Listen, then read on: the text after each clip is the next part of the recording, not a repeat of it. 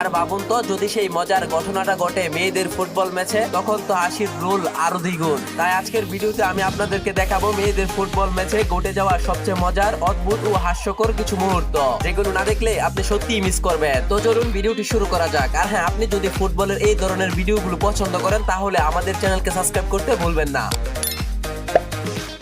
আমরা তো সবসময় গোলকিপারকে দেখি ডাইভ দিয়ে বল ধরতে, কিন্তু আপনি একবার এই গোলকিপারকে দেখুন। এই গোলকিপারের এমন একটা অবস্থা, এ যেন শনিবারে সুড়সুড়ি দিলে মঙ্গলবারে খুঁজ পায়। হ্যাঁ বন্ধুরা, বলছিলাম এই গোলকিপার বলটি চলে যাওয়ার পর যেভাবে ড্রাইভ দিল তা দেখে সত্যি এই গোলকিপারকে পুরস্কার দেওয়া হোক। कैसा लगा मेरा मजाक?